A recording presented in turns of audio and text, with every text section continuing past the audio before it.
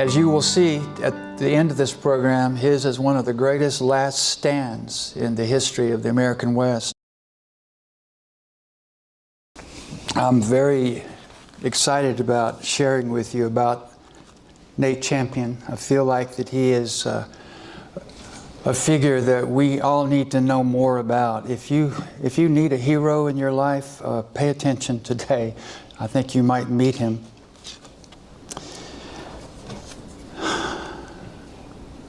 We all know about the interesting arena that was thrown together when cattle trails and railroads met together in certain towns in Missouri and Kansas and created the phenomenon of the cattle drive.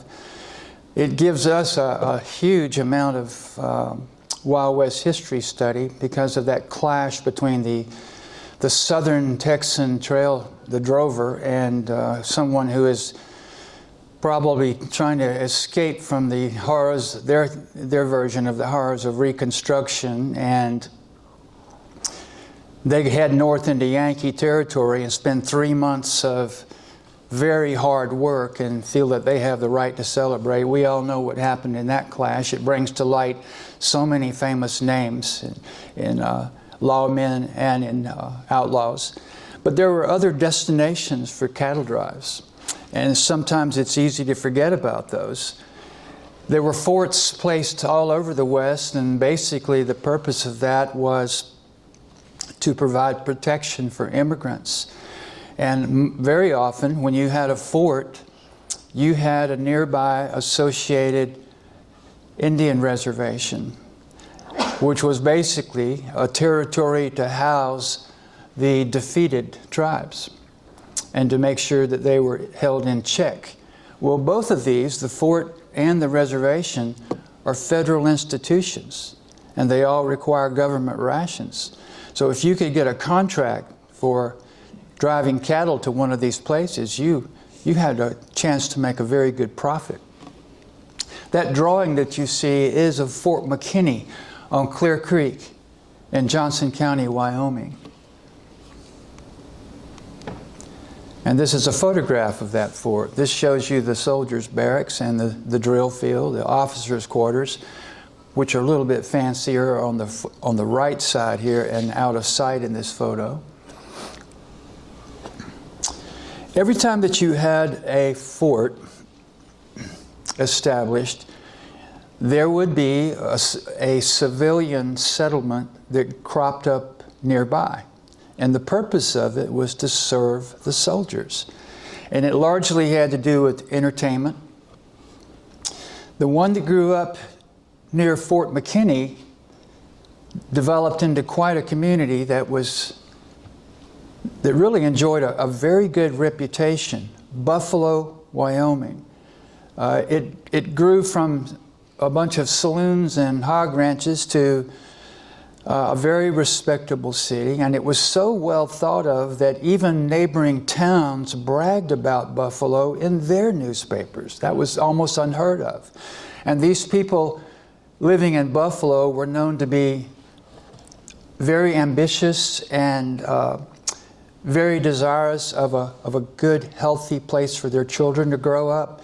So eventually, these little settlements that serve the soldiers become autonomous towns in themselves with commerce within themselves and drawing so many more people to come in and add to that commerce.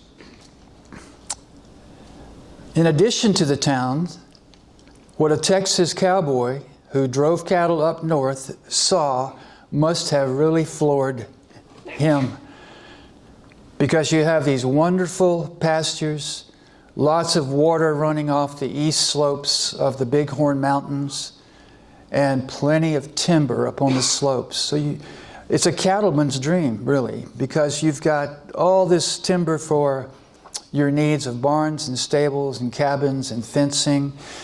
Got all that grass. It just seemed endless to folks. And the beauty of the place, it had to have had an effect on these Texas cowboys. One of these young men that came up the trail from Texas was Nate Champion. Nate was a smallish fellow. He was known as being friendly, honest. He had a set of ethics about him. That probably largely due to the fact that he comes from a family whose father had served as sheriff of Williamson County. Nate was known as a square dealer. He was quiet. Some people would call him shy. But it was also known about Nate that he was someone you did not push around. When Nate knew that he was in the right, he didn't budge. And that's going to play a big part in his story. Nate was born in 1857 in Williamson County, Texas, where Round Rock is located. That's just north of Austin in the hill country of Texas. And Nate gained a great reputation as a very competent cowhand and worker. When his father served as sheriff, that meant that the family, the sons and the daughters, were going to serve as the staff on the ranch then. You built up a big family in those days in order to run your ranch. Now, Nate's mother died when he was 4 years old, but already he had 5 siblings at that point. But then the father remarried, and eventually Nate would be one of 19 siblings in that family. So that's quite a crew to run a ranch.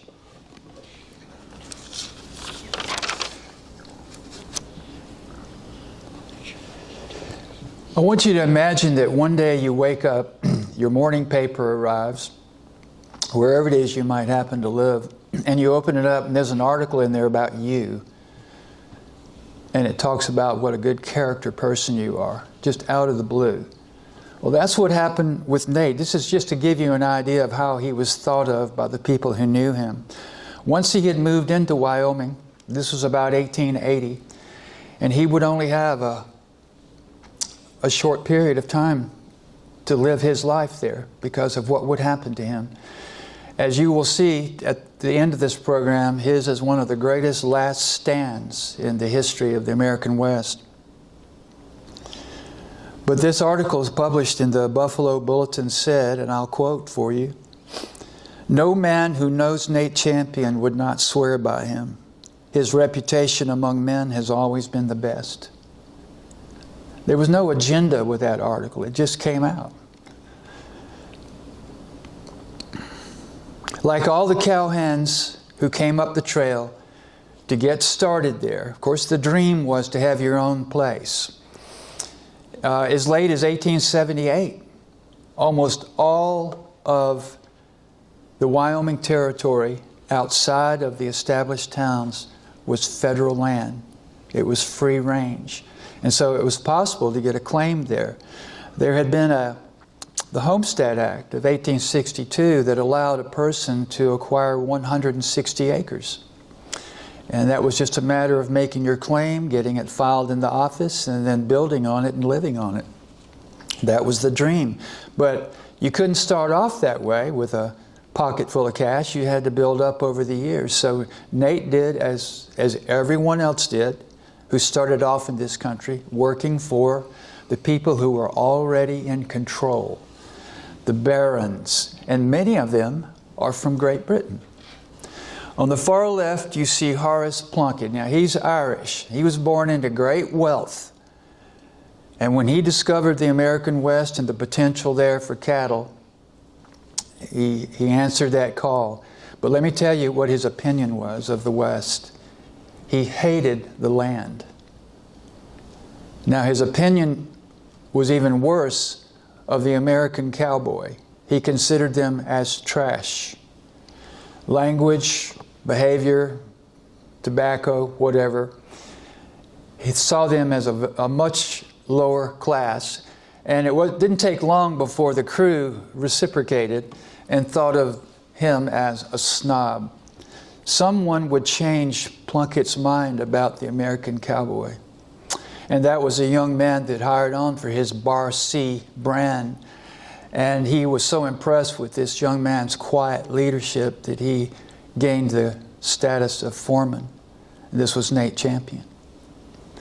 In the middle, you see Morton Fruin, born in Sussex,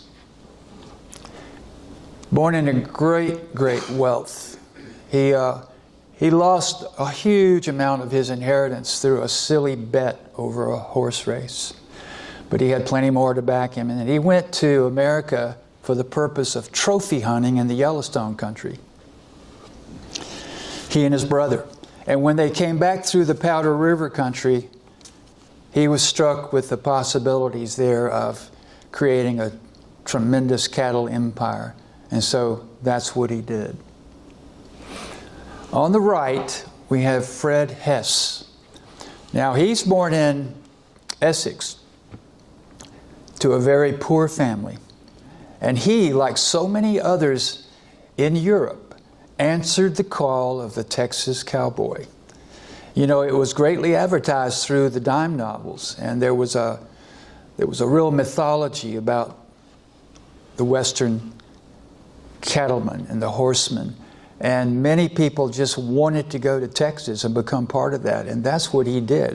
That's impressive. He was 22 years old, and he became a cowboy, probably had no experience with it.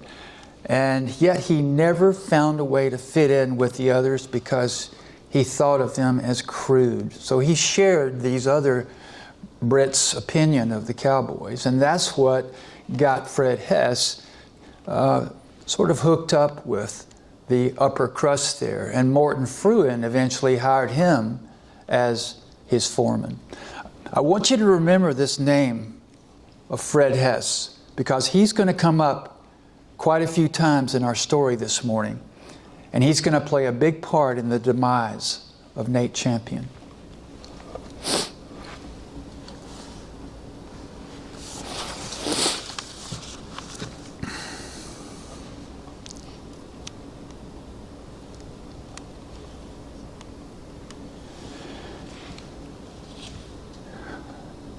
There are so many cattle barons established in the Wyoming territory.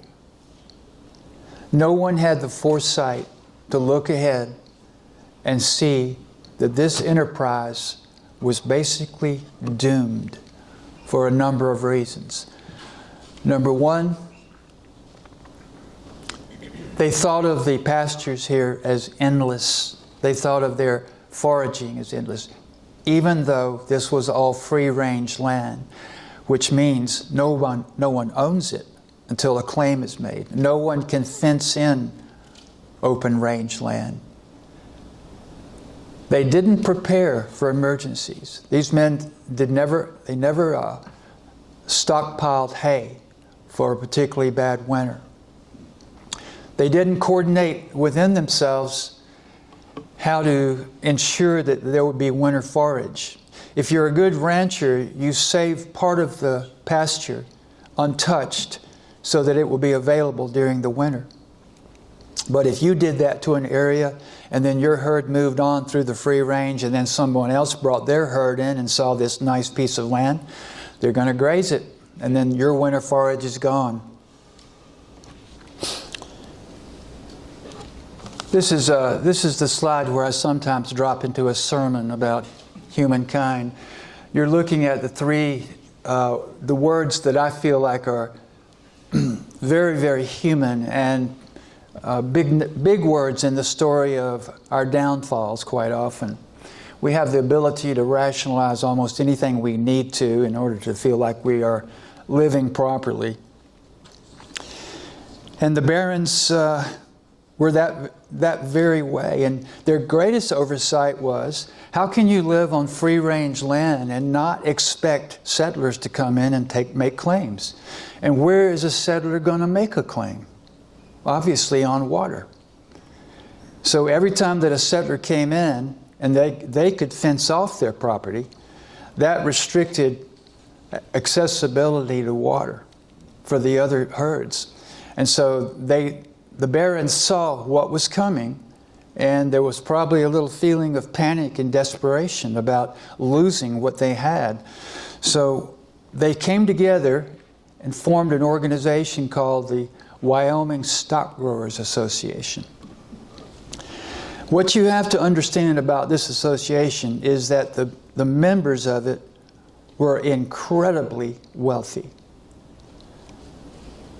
They included also dignitaries such as territorial legislators, attorney general, the treasurer of the territory, and the governor of the Wyoming Territory. These were all ranch owners, and they were very, very powerful. Maybe most importantly, there were 3 senators who ran herds in the Powder River Basin.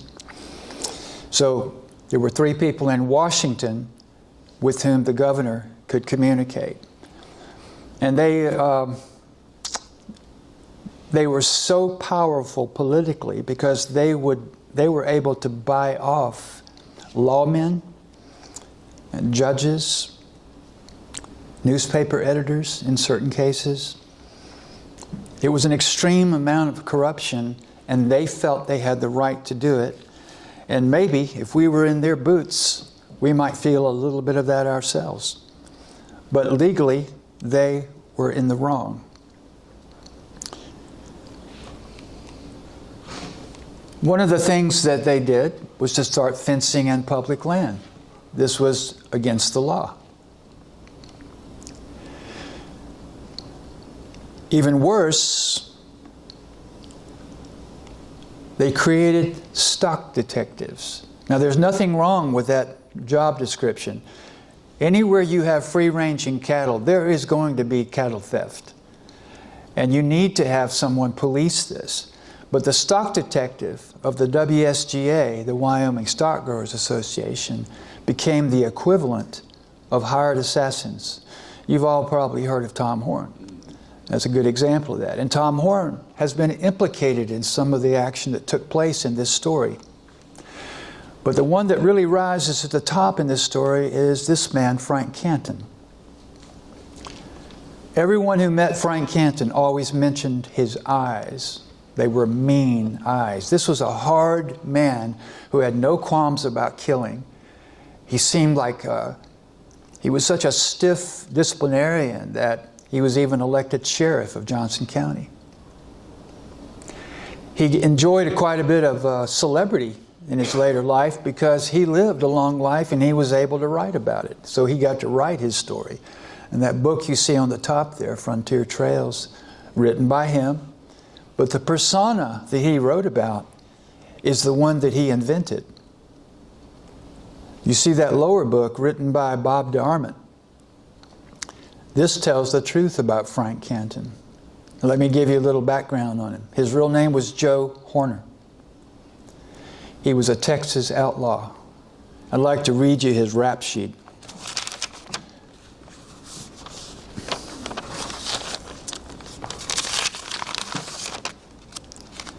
He was arrested for threatening the life of a lawman. He robbed a post office. He was arrested for aggravated assault and battery, cattle theft. He murdered a black soldier. He skipped off on that one. He robbed a bank. Then he broke out of jail. He was caught. He broke out of jail again. He was caught again, indicted, convicted, sent to prison in Comanche, Texas, where he promptly escaped again and headed north to Wyoming to become Frank Canton. The Wyoming Stock Growers Association, because they included legislators, were able to pass laws in their favor.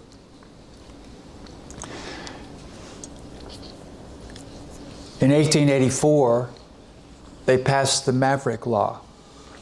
Now, before this time, any time that a cowhand encountered out on the range an unbranded calf, it was completely legal. And if that calf was not attached to a cow,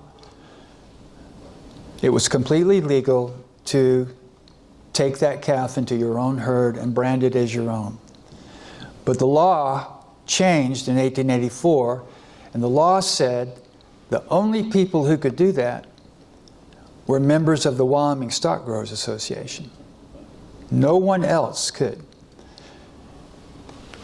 And then they expanded that to read this way: anyone who was not a member of the WSGA who did this was a rustler.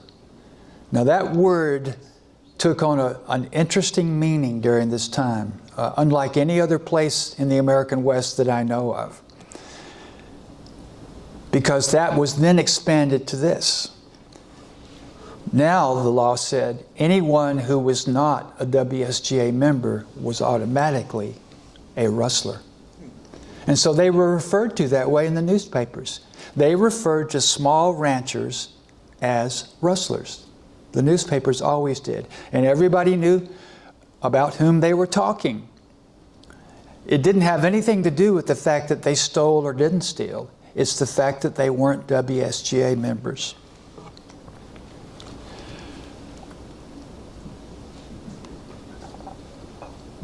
That man seated there on the far right is said to be Jack Flagg. This is actually a picture of Hands of the Bar C where Nate worked. And in fact, there are claims that Nate Champion is in this photo, but I very much disagree with that. I don't believe he is in that photo. But if this is Jack Flagg on the right, Jack is one of these guys who is not part of the WSGA, and he's a little background. He's from West Virginia. He answered that call of the Texas cowboy. He just wanted to go reinvent himself as a cowboy, and he did it. He was known as being a robust, good-looking man who was very outspoken, but he was educated. And so he held people's attention when he spoke. And he wrote newspaper articles for the local newspapers in Johnson County. And these were complaining about the monopoly that the barons had on the free range. So the barons came up with this, what they called a blacklist. And Jack Flagg became #1 on the blacklist because he was so outspoken and people were listening to him. Jack was a friend of Nate's because they both worked at the Bar C. And another friend of Nate's, I wish I had a picture to show you, but we don't have a picture of the man named Sumner Beach. The best thing I can do is show you an idea about his dream.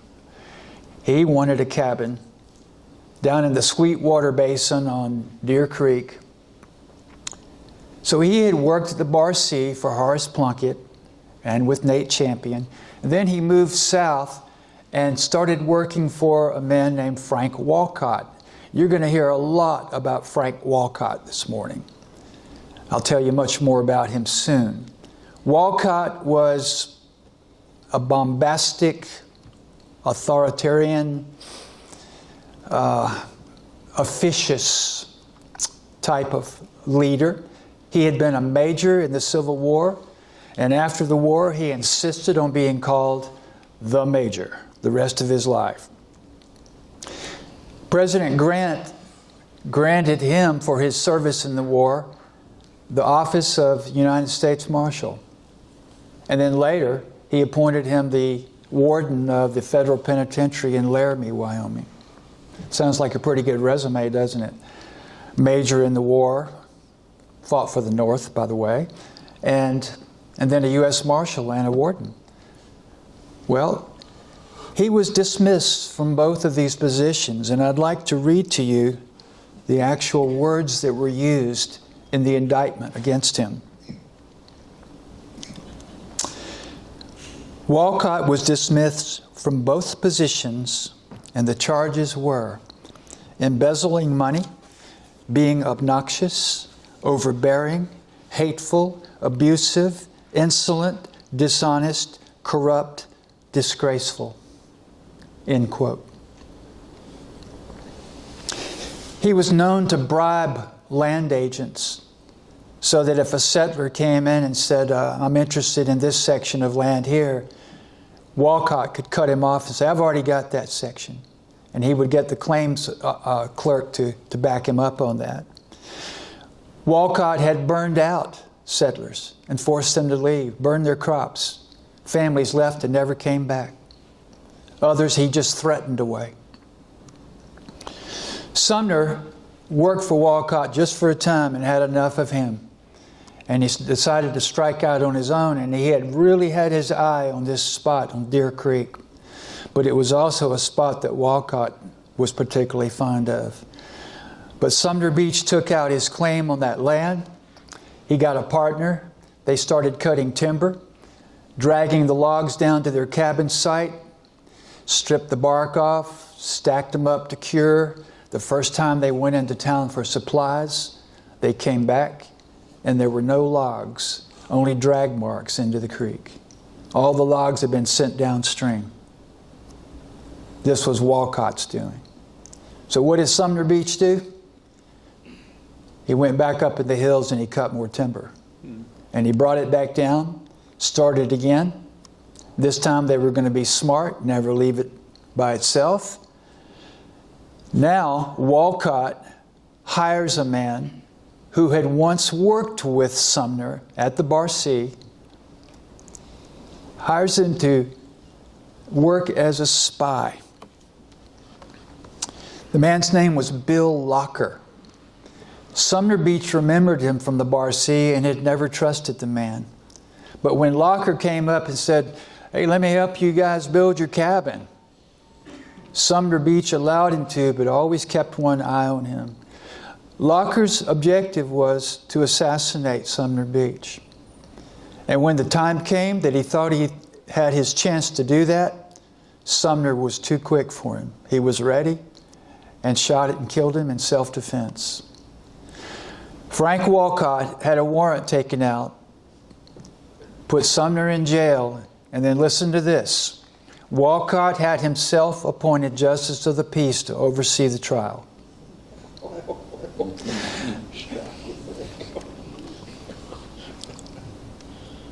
This is when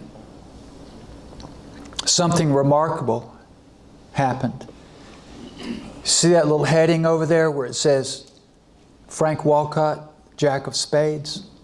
This is a pamphlet that came out. No one knows who wrote it. No one knows who printed it. If that had been found out, those people would have been in great danger. But someone printed this pamphlet and spread it all around the county, exposing Wolcott's past, the past that I just told you about. When this happened, this was a life changer for Sumner Beach. It was a lifesaver. The jury was out for 15 minutes and they came back and said not guilty. Sumner Beach killed Locker out of self-defense. So you're getting a little feeling now for what's brewing here in the county, how things are heating up. But something was on the way that was even more dangerous than assassins and people like Frank Wolcott. In the summer of 1886, it was a very, very dry summer and very poor quality grass. When the winter came, it was the worst winter to hit in decades.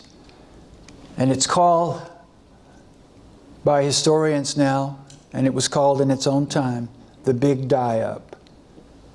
50% of all the cattle in Wyoming territory perished. We're talking hundreds of thousands of cattle. Some of them died standing up. But you know, cattle don't have the ability to get beneath the snow like buffalo do by swinging their heads to get at the grass. But even if they could have, there was no good grass there to be had. November, a storm came in, laid down a bed of snow, and then there was a melt. And then it came in with a vengeance and froze that top layer into ice. And it was said that you could follow any cattle around by following the blood trails where their legs were cut on the ice. There was just no way they could survive this, and no one was prepared for it. There were no stockpiles of hay, as I've mentioned before. With the Big Die-Up, you had a lot of companies go under. You had a lot of cow hands laid off. And you had a lot of the small ranchers just call it quits. And filling the void came some tougher people.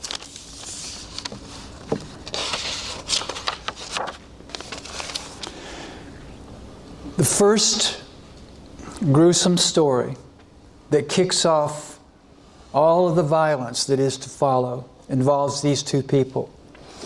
These two people had the great injustice of having a false history laid right upon them. Jim Averill and Ella Watson were both from Canada. Jim was a very intelligent, well-spoken, educated man, and he wanted to take out a claim in the Wyoming Territory, just as Ella did. Ella was a Scots woman with a thick brogue accent, and she had one of the biggest hearts of anyone I've ever read about. She was known to take in troubled youth into her own home when their families didn't want them. So she kind of was running a prairie version of Boys Town. She met Jim in the claims office in Casper, Wyoming, and they hit it off, and a relationship developed. And they decided to not be married until they took out each a claim. And then after they were married, they could join the two claims. Well, it so happened that the claim that Ella took out, which was on Horse Creek in the Sweetwater Basin, was a piece of land that a neighbor in the Wyoming Stock Growers Association had already fenced in as his own, and it wasn't his own. So he took issue with her in a big way. Now, Jim opened up a tavern/inn, and Ella cooked meals for the customers who came in. So they had a nice thing going there, except for this neighbor who was trouble. So one day the neighbor comes over driving a wagon, and he's got 4 or 5 of his neighbors with him, all WSGA men. And they abduct both of these people. And they haul them off to this canyon, to that very tree. And they strung both of them up by the neck. They didn't tie their hands. They gave them about the worst kind of hanging you could imagine. Not where a neck is snapped, but a strangulation. And with their hands free, certainly they were pulling at the rope, trying to breathe, and then would fatigue and then choke themselves to death. That's Albert Bothwell you see there, seated on the left. He's the man behind this action. Do you remember that name, Fred Hesse? And I said, remember Fred Hesse? We're going to hear his name a lot more. Well, Fred Hesse engineered the big PR spin on all this. And he turned Ella Watson into Cattle Kate, a famous prostitute. She was never a prostitute. Hesse turned Jim Averill into her pimp. And all of the transactions in the so-called prostitution were paid off by stolen cattle.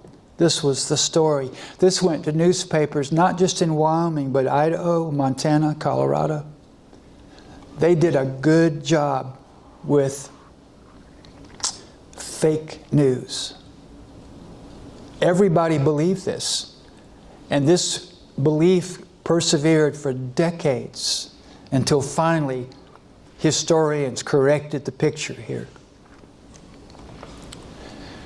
This was the first time, I believe, in the history of the Old West that a woman was hanged.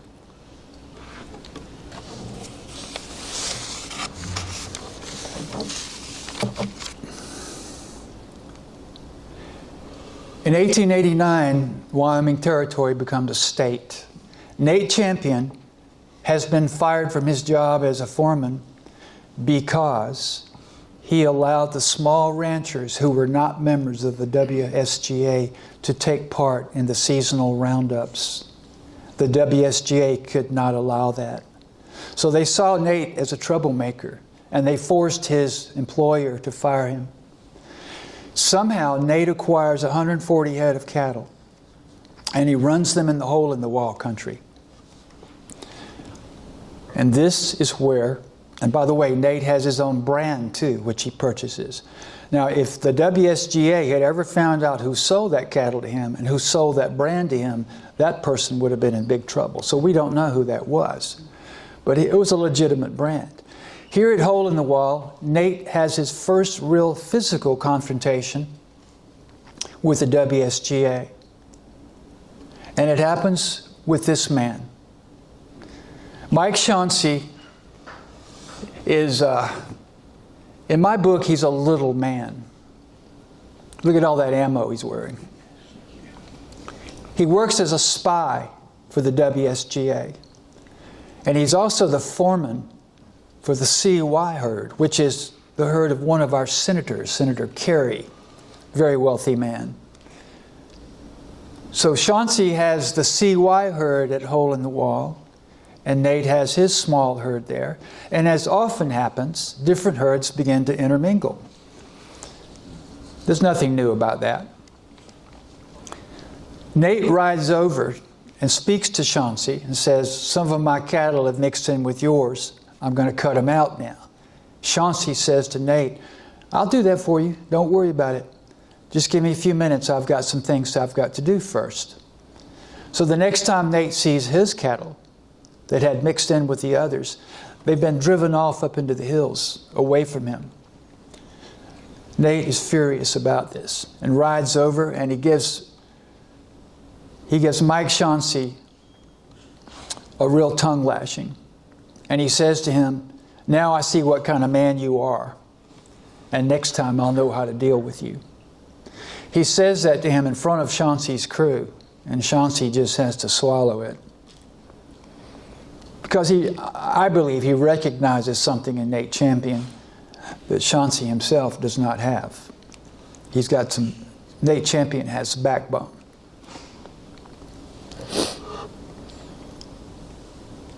Chauncey will turn out to be a very dangerous part of the story of Nate Champion's demise.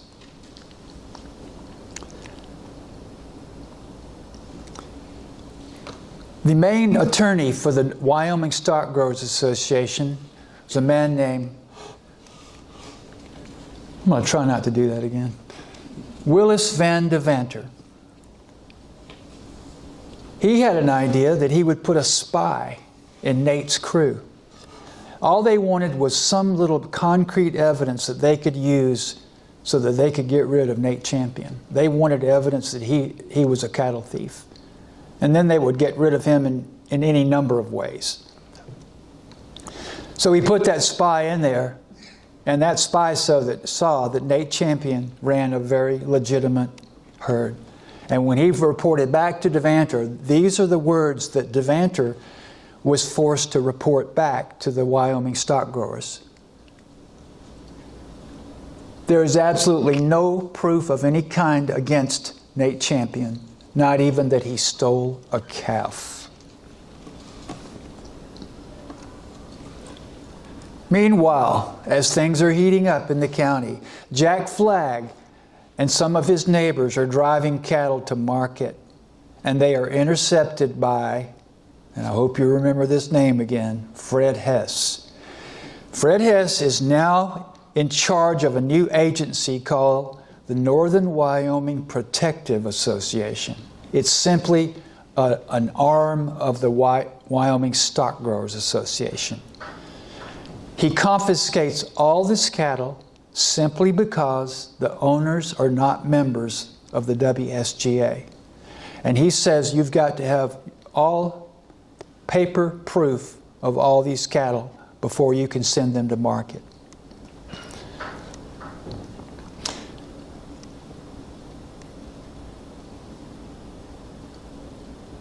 Nate Champion stayed in a cabin at Hole in the Wall that was owned by a man named Hall. That cabin is no longer in existence, but this is a picture that gives you an idea. I chose this one because it is the perfect size. It was an extremely small cabin, one room. It had one bed in it, and the bed took up so much of that room that you couldn't open the front door but a few inches, so you had to squeeze through. Nate is staying there with one of his crew, a man named Ross Gilbertson, and a cat. Little do they know that one night in November of 1891, 5 stock detectives for the WSGA are closing in on the cabin. Their plan is to drag Nate and Ross Gilbertson out of the cabin and hang them to make them object lessons for other ranchers. But it doesn't go quite right for them. You've got these 5 men sneaking up on the cabin, and when the man in the front tries the door, and they're all expecting to rush in at once, the door bangs against the bed and doesn't open it far enough. So the front man squeezes through with his gun out, and he yells out, "We've got you now. Give it up, boys." Nate awakens, doesn't know what's going on, and he says, "Who is it and what do you want?" And he pretends to stretch. Before he went to bed that night, Nate hung his gun belt over the bedpost, and he's stretching to get that gun. When he pulls that gun out, the intruder fires, and Nate's face is peppered with powder burns, but the bullet sinks into the bedding. Nate fires and hits his man. And now this group of 4 or 5 men are falling all over themselves trying to get out of there. When Nate comes out in his long johns and stocking feet and a gun in hand, first thing he finds are 2 rifles that have been dropped on the ground. And one of the rifles he knows. It belongs to Frank Canton, the stock detective. As he picks up the rifle to use it, a man steps out from the corner of the building, rifle in hand, and is bringing it up to use it on Nate. And Nate leaps back inside the cabin and prevents being shot. He fires through the chinking of the cabin in hopes of hitting the man. And he looks out the window and he sees all these men retreating, heading back down through the brush. And one of the men is hobbling, holding his belly. So he knows he's hit someone. Nate and Ross get dressed. They follow the blood trail down to where these men had huddled together in the early pre-dawn hours. And there they find a big pile of overcoats. So they dropped 2 rifles, left all their overcoats, jumped up on their mounts and taken off. Of course, Nate can see the tracks there where their horses had been picketed. Nate wants to go after them. Ross does not. Ross is not a fighting man. He begs out on this, so Nate has to go get help. He rides to the Red Fork of the Powder, where a good friend of his lives. John Tisdale grew up with him in Round Rock, Texas. John Tisdale was known as the smartest young man to come out of Williamson County. He was so well educated. And when he left Texas, he went to the Dakota Territories and he worked for, became foreman for, a man that you all know, Theodore Roosevelt. So he was well thought of. And when he finally came over to Wyoming to settle there, because he had a half-brother who was already living there, it was a little bit of a reunion for the Round Rock, Texas boys. So Nate knew he could get help here, and John Tisdale, even though he had a family, a wife and 2 children, he was willing to go. Nate also rounded up a young man named Ranger Jones. Ranger was a kind of a celebrated bronc rider in the area, well known for his horse training. Ranger joined this little posse.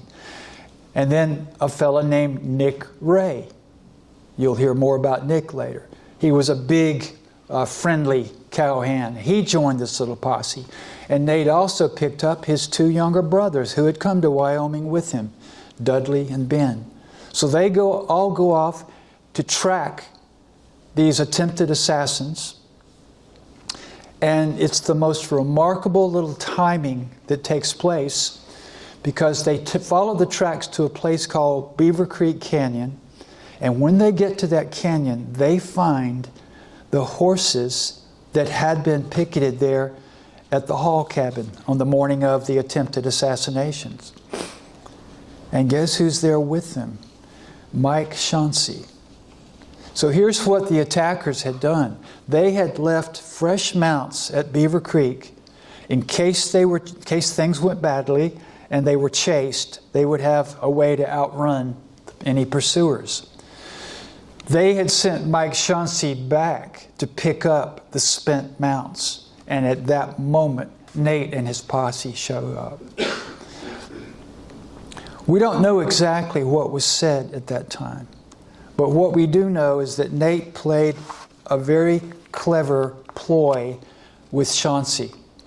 He told Chauncey, I know exactly who showed up at my cabin and tried to kill me, but I want to hear you say their names, and if you lie one time, I'll kill you. Chauncey spilled the beans. Nearby to where all these horses were was a tarpaulin covered with blood. This was the man that had been shot by Nate. They had laid him out on a tarp. He eventually went off east and died. But look what we've got here. We've got a confession from Mike Chauncey, and we've got all these witnesses.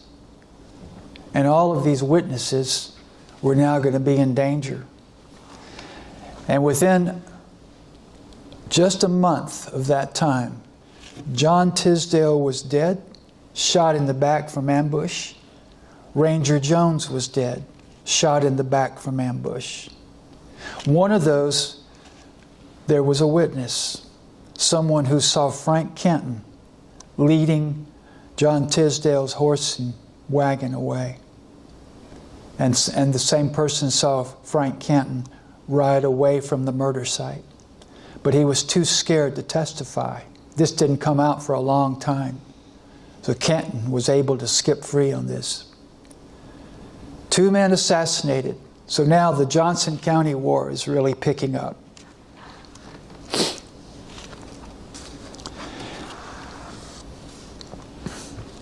There were 5 men that were involved in that attempted assassination of Nate Champion and Ross Gilbertson. Let me give you their names because you're going to hear at least 1 or 2 of them again. The man that stepped out from the side of the cabin was named Joe Elliott. Frank Canton was there. That was his rifle that was dropped. Billy Likens was the one who was shot in the gut. Fred Coates was another stock detective. And the last one was Mike Chauncey. Now, a major plan is being made by the Wyoming Stock Growers Association. You remember Frank Wolcott.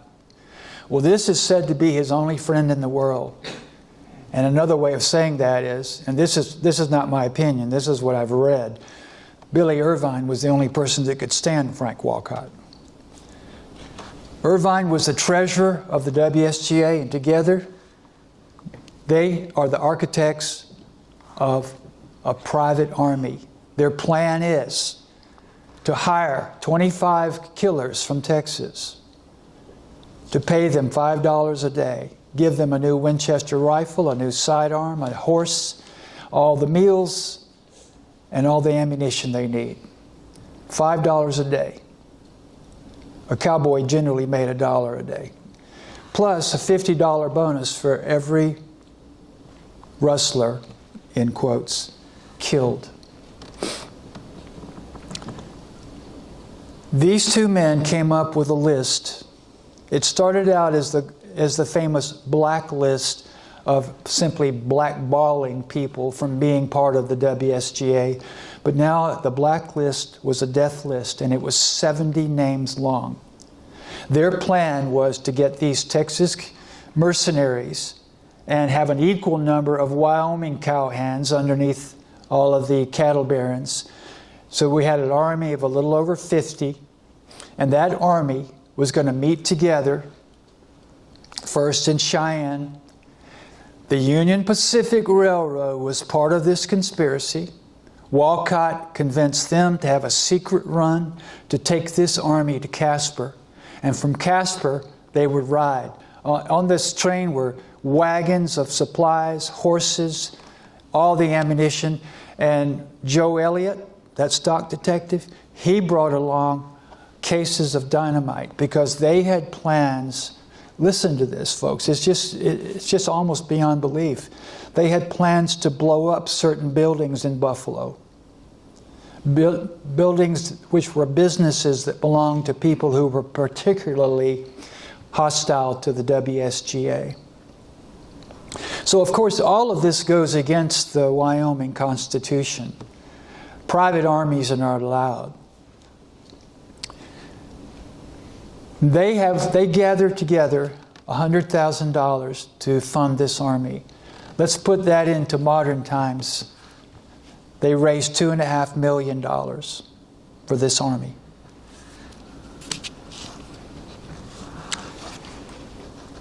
So they would now march from Casper north on their way to Buffalo to kill 70 people, which included the county sheriff, the deputies, the county commissioners,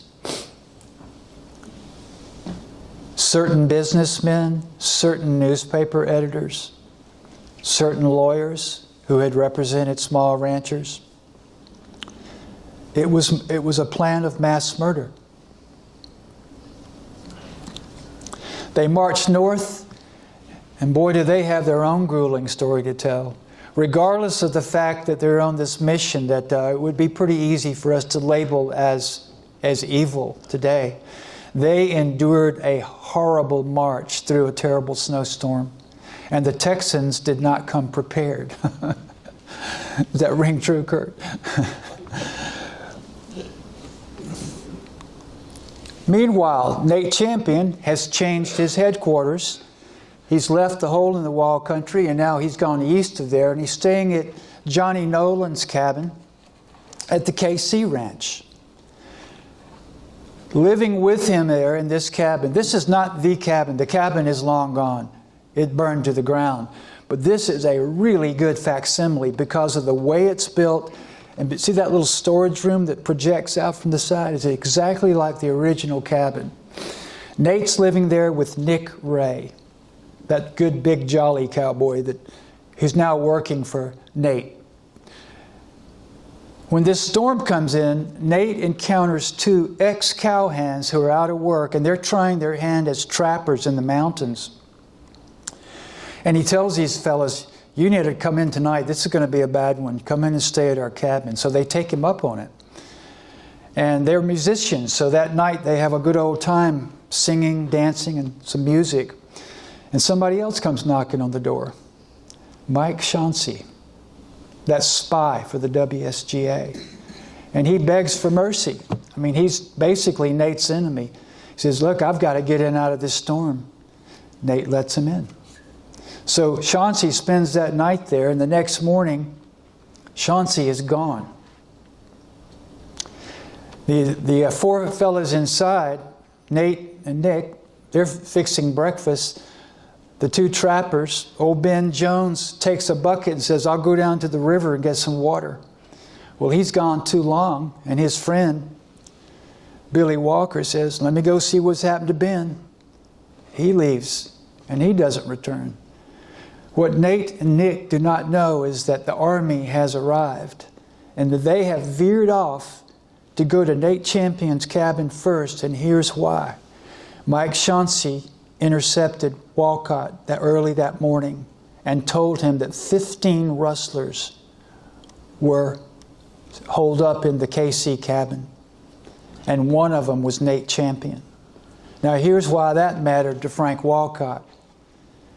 Unknown to Nate, a new organization had formed back in Buffalo called the Northern Wyoming Farmers and Stock Growers Association. And this was the small ranchers trying to organize to fight against the WSGA. And guess who they elected as the president?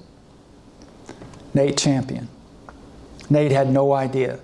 So he's now the spokesperson for the small rancher. Nate has bumped Jack Flagg off of the #1 spot of the blacklist. Nate is now at the top. So Wolcott wants to veer off and first go to the KC Ranch and take care of Nate Champion. The cabin is entirely surrounded. Nick finally says, "Let me go see what's happened to these two guys." And Nate says, "Well, I see some kind of motion in the stable." Let me show you that stable. This is the actual stable. It did not burn to the ground. So you're looking at the stable, looking out the north side, the front side of the cabin. And in the background, just over those horses, you can see the middle fork of the Powder River. Nate saw movement here, so he told Nate, be careful, we don't know what's going on out there.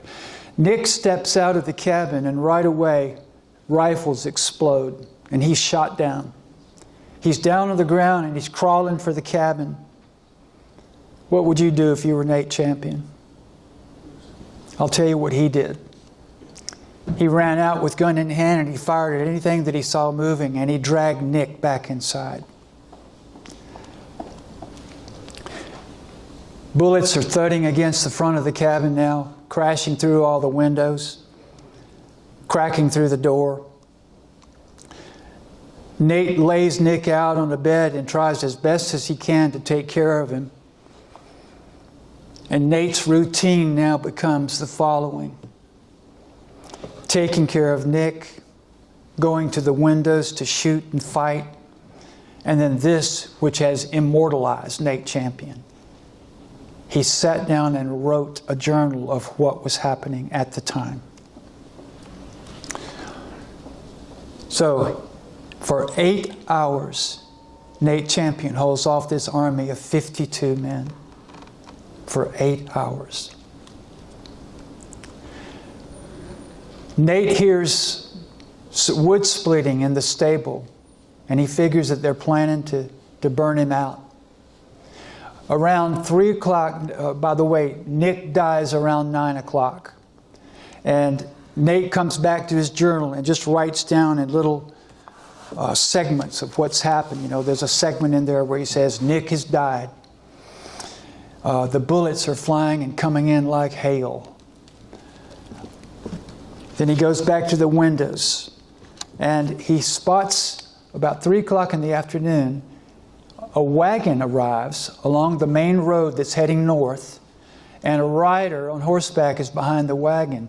Well, the Texans who happen to be out by the bridge don't know who this is. It's Jack Flagg on horseback.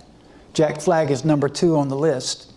And Jack's stepson, Alonzo, is driving the wagon. They're on their way to Douglas for some business.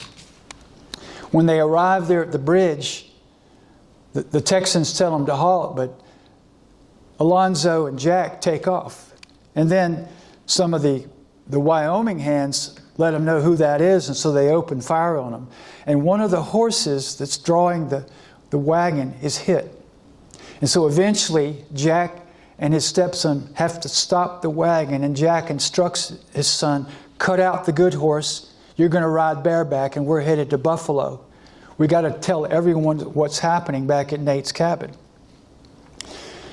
So while they're cutting the horse out, some of the Texans show up to try to kill them. They don't want them to spread the word about what's happening. But the Texans forgot to bring their rifles. They jumped on their horses, and they had just had their sidearms. Jack Flagg had a rifle. The Texans didn't know that Jack had only 3 pieces of ammunition. But because he had that rifle, they wouldn't come closer than 1,000 yards. They still opened fire on him with their pistols from 1,000 yards, to no avail. So Jack Flagg and his stepson do successfully get off to call the alarm about what's happening. The Texans take the wagon back because they've got an idea how to use it. They want to make what's called a go devil, which is a moving fortress. And they fill it with split fence posts. And you know, it's important to know that what would have been used for the fence post here. Your ideal wood would be juniper, because juniper can be sunk in the ground and it won't rot. But you might have to go by default with pine, because that's the most common thing that you've got there. But both of those woods burn very black smoke because of the chemical content in them. And that's going to play a part in this siege. Well, after the 8 hours, and Nate hears that wood splitting going on, he figures they're going to burn him out. But he thinks it will happen at night, that they won't chance getting close to the cabin before dark. But now he sees that they've built this go devil. And so they approach about 4 o'clock in the afternoon, and they light fire to it. So Nate sits down and writes in his journal, The house is ablaze now. He knows he only has a few choices of what he can do. He can stay in the cabin and burn to death. That would be a tough one. He can surrender and he'll be hanged. Or he could surrender and hope for something better. Or he could make a run for it. Of course, there's another option too, suicide. Most people's option on this would probably be the same, to make that run. He was hoping for night to shield him, but that wasn't going to happen. The house was already ablaze. The last thing he wrote in his journal was, "Goodbye, boys, if I never see you again." He takes off his boots, he stuffs his journal in his vest, and he looks out the window and he has a stroke of luck. The wind shifts. The wind comes out of the north and pushes all that black smoke into the backyard. And so Nate takes off running. And by the way, he was known for his speed. Nate runs across, he's got about 100 yards, and he's trying to get to a gully that's full of brush, and he thinks that's his only chance. When he gets to the gully, he finds two men waiting on him there. And he's shot. Shot in the left arm, drops his rifle because his nerves go dead. Then he shot the chest, and before he hits the ground, he's probably been hit about 11 times. All these men come down. They want to see who this guy was that held them off for so long. And when the Texans find out that Nate Champion was himself a Texan, there was a pall of quiet that fell over the group. Frank Wolcott, in his big blustery way, walks down there, and he was someone who never handed out compliments, especially to his own crew. He thought very little of the Texas Cowboys. He didn't think they had the stuff that he needed from his soldiers. And he just blustered out loud, "By God, if I had 50 men like him," and he pointed to Nate's corpse, "I could take the whole state of Wyoming." Wolcott told somebody to write on a piece of paper, "Cattle thieves beware," and pin it on the chest of Nate Champion. And when the person did that, he found the journal under the vest. And Wolcott read the journal to everyone present.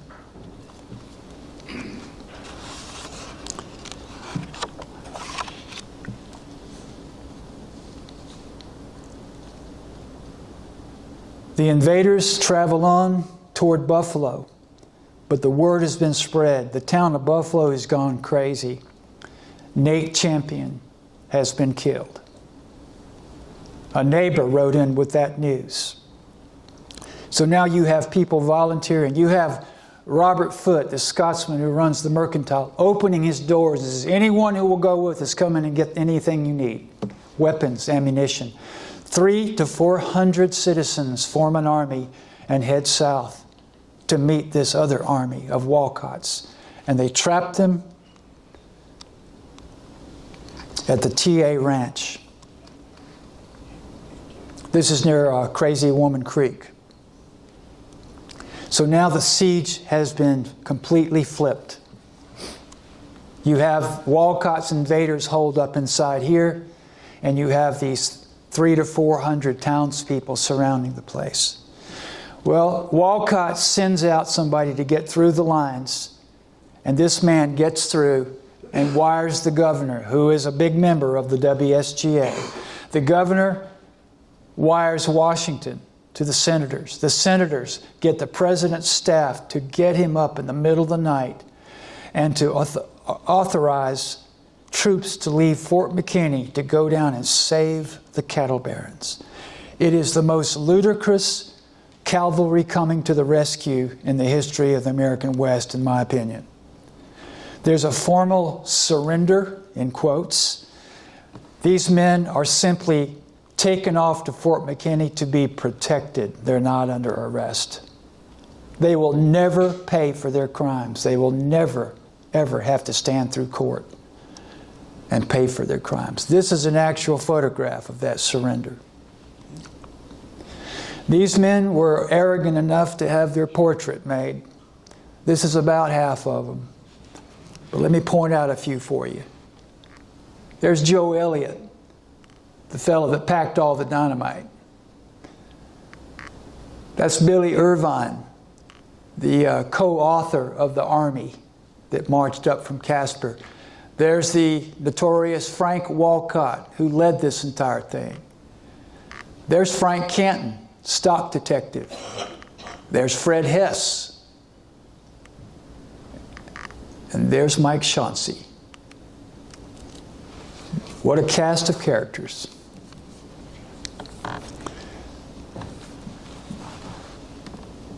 None of these men ever paid for the crime. One of the toughs who was hired by this army was a man named George Tucker. This is his quote. "We were in Wyoming as paid assassins of the big ranchers. We were brought there to murder men in violation of the law. Let no one mislead you by saying that we had the law on our side.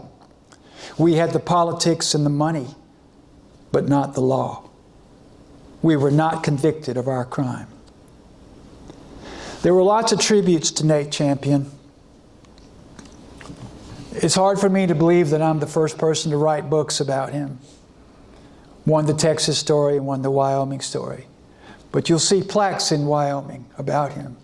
But he's not known as well as he ought to be for what he did. He had no idea what he had done. He didn't know that this army was marching into Buffalo to virtually take over the town and kill 70 people. So that places Nate in the sense of martyrdom, that he saved all those lives by delaying them. My favorite tribute to Nate Champion is what I'm about to read you. It was spoken by the minister over his funeral.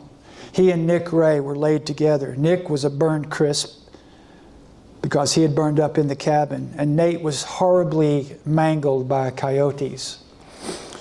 But they were buried together, and this is what the minister said. This is a quote. "These two men are now with our Maker, no doubt given a hero's welcome by all who hail from Wyoming. We know Nate and Nick were good men, far from criminal. They were peace-loving men who, by their example, inspired the best of who we are. This morning, I overheard 3 different women profess to their children, 'If you can live up to the likes of Nate Champion, you will make a mother proud and leave your mark.'" I've got one more tribute to Nate Champion that I'd like to share with you. This is called "Goodbye, Boys, If I Never See You Again."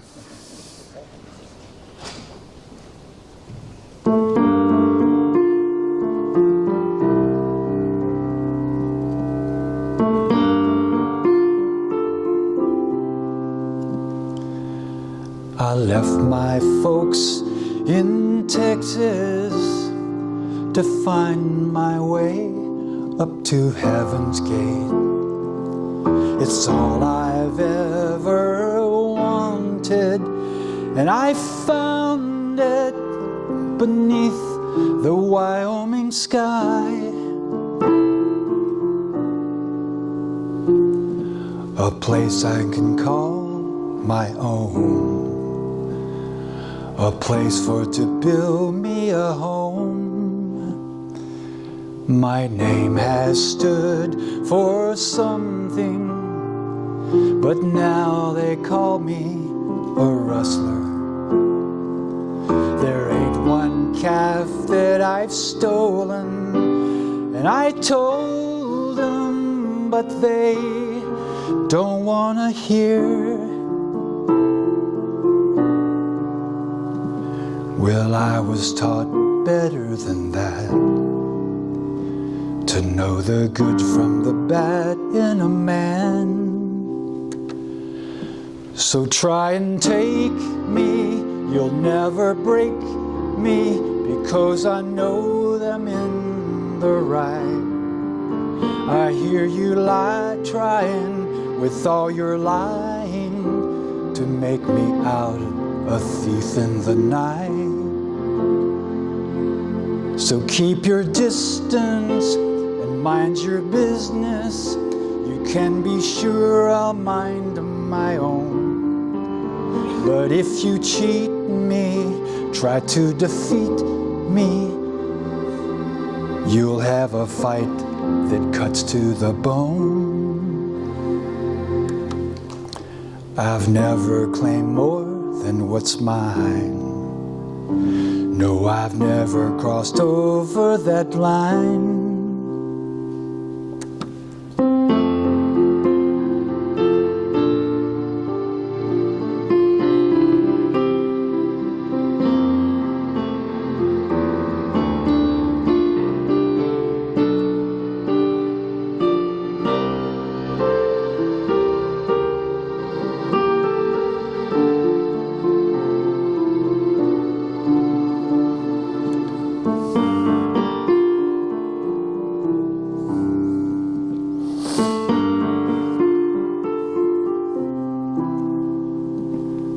Now I'm as much Wyoming as any man to set foot here. And if you try and buy me out or drive me out, you'll find I'm a man of my word. But by then it might be too late, 'cause you know there'll be hell to pay. So try and take me, God won't forsake me, but I could surely use a friend. I'm feeling lonely because I'm only just one man against 50 men. And if they take me, incinerate me, and let my ashes blow to the wind, remember my voice, I'll say goodbye, boys, if I never see you again.